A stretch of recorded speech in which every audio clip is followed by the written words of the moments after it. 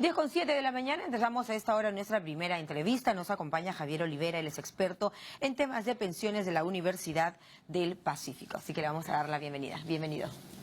¿Qué tal, Javier? Buenos días, gracias. Queremos conversar contigo acerca de esta gran reforma que se habla. Se anunciaba, por ejemplo, dar una nueva mirada, ¿no es cierto?, al sistema privado de pensiones en el Perú, cómo es que funciona. ¿Y cuál sería esa gran meta para mirar a otros ejemplos, de pronto Chile, y generar que la población esté contenta con su fondo personal de ahorro de pensiones? Sí, bueno, ahora justo la coyuntura, ¿no? Nos habla de que hay muchos problemas en el sistema de pensiones de Perú. No solamente el sistema privado, sino el sistema nacional. Que ha colapsado, señala, Exacto. ¿no? Es un sistema de reparto que todavía existe, hay muchas personas que todavía se afilian ahí, que tienen pensiones ahí, y también está el sistema privado de pensiones, que es el que se basa sobre AFPs. Entonces muchas veces hablamos del sistema privado, pero también está el sistema nacional, y es un sistema muy importante. Entonces ahora se está hablando de hacer una reforma global, integral, que abarque los dos sistemas, ¿no? El público de reparto y el privado, que es el de AFP.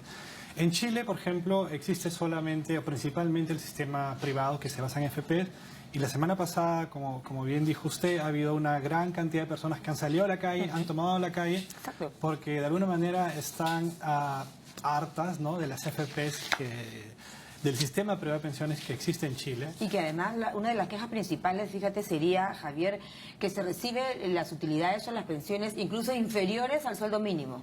Sí, exacto. Hay mucha gente que va a tener pensiones que van a ser la mitad del sueldo mínimo. La gran mayoría no va a obtener una pensión que sea igual al sueldo mínimo.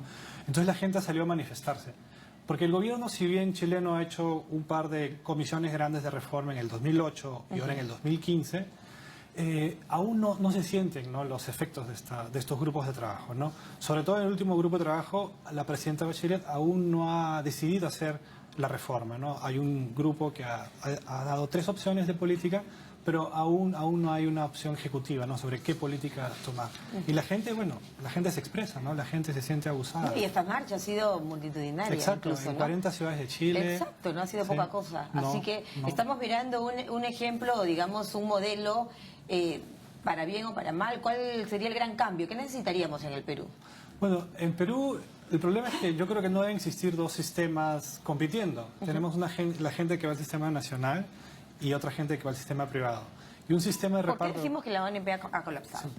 Bueno, lo que pasa es que no hay suficiente cantidad de aportantes para pagar las pensiones que prometen. Como es un sistema de reparto, yo pago las pensiones de los pensionistas con las contribuciones de los trabajadores. Pero no hay suficientes trabajadores para hacer eso, o no tienen un ingreso muy alto para hacer eso. Entonces el Estado tiene que poner plata. Ese sistema no puede continuar así. La idea sería juntar ambos sistemas. No es lo que yo de alguna manera siempre he propuesto, ¿no? Juntar el sistema privado y el público en uno solo. ¿Y cómo sería la distribución en estos casos? Hablemos, por ejemplo, de las pensiones de los jubilados, que es un descontento bastante notorio, ¿no? Sí, lamentablemente el sistema privado no ofrece una pensión mínima. Tú te jubilas con las contribuciones que realizas durante toda tu vida laboral. Si ganaste poco o estuviste desempleado mucho tiempo, tu pensión va a ser bajísima. Al menos en el sistema nacional, el sistema público te da una pensión mínima. Entonces la idea sería tener una pensión mínima para todo el mundo, ¿no? Siempre y cuando cumplas algunos requisitos. O por poner, digamos, un poco tener la regularidad, podríamos decir, creo que se llama así en las AFPs, ¿no? Se han dado cambios en el Perú, ¿no es cierto?, con las leyes, el tema del retiro del 95,5%, el restante de salud, el retiro de un monto para el tema hipotecario por primera vez. ¿Cómo ves estos cambios? ¿En qué perfeccionaríamos estas modificaciones? Estos cambios son terribles, ¿no?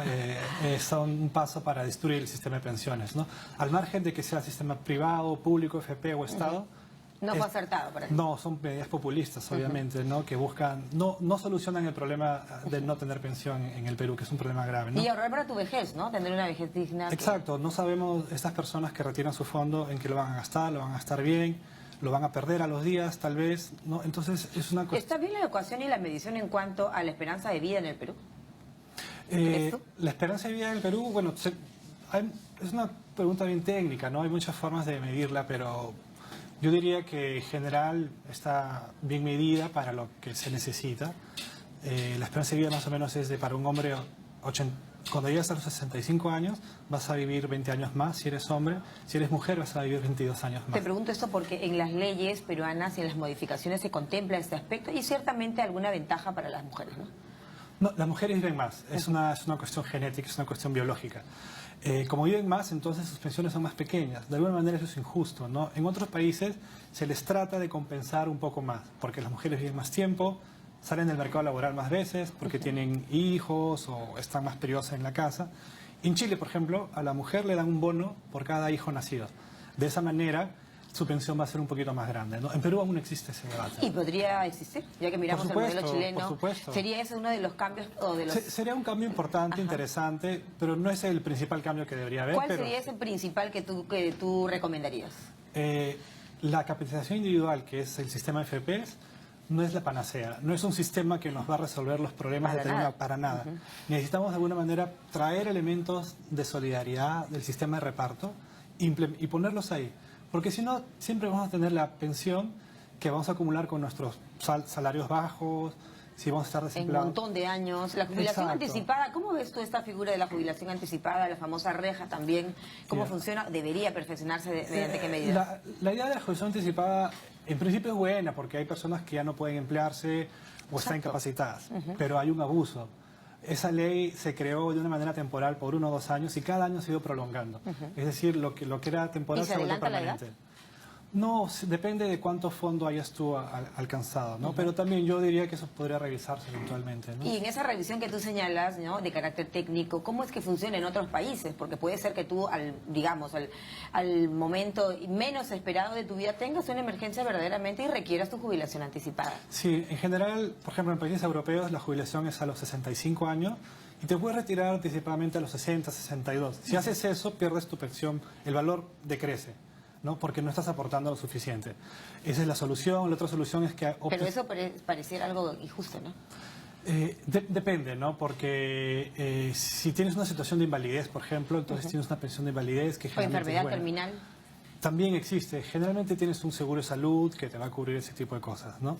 Pero es algo que puede darse, puede crearse incluso una tabla de mortalidad especial para esos casos también, ¿no? Que en otros países se utiliza. Se ha utilizado. Sí. Ese es un poco el tema, ¿no? Mirar modelos que verdaderamente logren un poco que la gente no esté tan descontenta con el sistema, ¿no? Se habla que efectivamente el dinero que mueve las AFPs, algunos especialistas han dicho este sistema o modelo de carrusel con el dinero hace que solamente se enriquezcan las propias aseguradoras del fondo de pensiones, más no el aportante. Las utilidades de las AFPs nunca bajan, siempre están creciendo, creciendo. El fondo del afiliado va creciendo, bajando, dependiendo de la marcha del mercado de capitales. Por eso, lo que sucede en Chile es bien importante, porque en Chile el sistema privado es el mismo que ocurre aquí, se basa en FPs. Y luego de 35 años de existencia, se ve que no da, que las pensiones que van a ofrecer no tienen nada que ver con lo que prometieron, ¿no? Ayer en una reunión interesante con un excomisionado de Chile, él nos comentaba que en el 90 se promocionaba que el sistema iba a ofrecer 100% de pensión, de 100% de tasa de reemplazo, es decir, tu pensión iba a ser igualita a tu salario. Y ahora no. Ahora eso sería algo revolucionario, ¿no? Sí, que en el Perú podríamos pensar algún día en tener algo así. No, con un sistema así no se puede. No se puede. ¿Por la BNP? ¿Por la existencia de estos dos en paralelo? No, en realidad es por el mismo diseño, porque el sistema de FPs, lo que tú aportas es para tu cuenta y eso va a ser igual a tu pensión. No hay ningún sistema de solidaridad. Las personas de bajos ingresos van a tener siempre pensiones chiquitas. Además que no todo el mundo tiene una AFP. Dicho sea de paso, o sea, ¿en qué porcentaje estamos, por ejemplo, en el Perú? Porque esto va de la mano de un concepto de pensar en tu futuro, de un concepto a largo plazo. No todos lo tenemos, ¿no? Claro, desafortunadamente el Perú tiene un mercado informal muy grande. Hay mucha gente que no está afiliada a ningún sistema, incluso no tiene seguro de salud. Más o menos 40% de la población económicamente activa está afiliada o a la AFP o a la ONP, ¿no? Entonces ahí todavía hay un tema muy importante que trabajar y si es que se hace una reforma importante en Perú, tiene que tocar ese tema necesariamente. Es que este tema va de la mano sin duda del aspecto laboral, ¿no? De la informalidad de las empresas también, sin lugar a dudas. Exacto, empresas y los trabajadores, los independientes también, ¿no? Que no están obligados a cotizar. Ahora, tú me mencionabas que estás constantemente destacando, ¿no es cierto?, una serie de cambios y de mejoras. ¿Cuál sería esa mejora tan importante que requeriría esta política del sistema privado en Perú? La seguridad social tiene un montón de principios importantes y tal vez para mí el más importante es el principio de solidaridad. Es decir, la gente joven apoya a la gente mayor, los sanos apoyan a los enfermos. Pero así pasa casi en todo el mundo. pero no el sistema de FPs. El sistema de FPs, yo tengo mi plata y yo construyo mi pensión yo mismo. No ayuda a nadie, nadie me ayuda a mí. Entonces yo quiero que, para mí una reforma importante sería recuperar ese principio de solidaridad e insertarlo en ese sistema de FPs. Y el concepto del subsidio Es eso. del Estado también, ¿no? Claro, el Estado tiene que subsidiar el Sistema Nacional de Pensiones porque no da. Los contribuyentes no ganan suficientemente para pagar las pensiones de los actuales. Aparte que hay una serie de conceptos, ¿no? La invalidez, la enfermedad terminal, el tema de, por ejemplo, ahora hay un concepto nuevo en el Perú que para mucha gente fue interesante y fue aplaudido. Muchos congresistas incluso se oponían también, recordemos, al tema del retiro adelantado para tu primera vivienda, el 25%, Sí, concretamente. Sí, es una medida populista, no debió darse. Eso va a conducir a la destrucción del sistema de pensiones. Y ese 4,5 que queda del 95,5 de salud, ¿qué te parece? Me parece, voy a decirlo así, me parece una payasada, porque ¿a quién se le puede ocurrir a darle un fondo tan grande en este momento de salud? En unos años ese aporte de salud debe subir, pero esa gente que ya contribuyó su 4.5 no se le va a poder cobrar Pero más. sin embargo, salud no estuvo de acuerdo, ¿no? Por supuesto, ¿no? Realmente todas las medidas que ha dado el Congreso últimamente son populistas, no son técnicas, ya no se cobran tampoco contribuciones sobre las gratificaciones, eso es un forado para salud, el otro forado es este también que crearon, ¿no?, los congresistas del Congreso pasado. Claro, el gran reto también seguramente de las AFPs, que son corporaciones pues privadas de administración de tu dinero, de tus pensiones, el gran reto es que la gente esté contenta, que se sienta convencida que ahorrar o que pensar en tu vejez en una AFP es positivo. Claro, el objetivo de un sistema de pensiones, sea cual sea privado o público, es dar una pensión digna. Si la gente no tiene una pensión digna, es obvio que va a estar descontenta, que no va a confiar en el administrador. Las AFPs, digamos, todo el tiempo han estado ganando, pero nunca han estado perdiendo, al igual que el afiliado, ¿no? Y tampoco van a recibir... El afiliado es el que recibe finalmente la pensión baja, no la AFP. A lo que decíamos antes, ¿no? La AFP no pierde. El sistema, ¿cuál es el porcentaje del movimiento económico de las AFP, por ejemplo, en el Perú? No, el fondo que manejan es bien grande y realmente contribuye al ahorro nacional. Es interesante tener un sistema privado de pensiones porque mueve capitales, mueve inversiones. Pero ese no es el objetivo principal del sistema de pensiones. El objetivo principal es tener una pensión digna y eso no se está logrando, desafortunadamente. También te decía hacer incidencia en el aspecto laboral, en la formalidad laboral, sí, en la situación económica de los trabajadores, en la flexibilidad. Sí, esas son políticas laborales que son necesarias, se tienen que implementar, ¿no? Pero son políticas de largo plazo. Recuerdo que cuando entró, por ejemplo, Hábitat, ¿no? Un poco se rompió el monopolio, que ese es otro de los grandes daños que le hacía al sistema privado de pensiones. No bastó. No basta, porque para mí el problema no está en la competencia de las AFPs.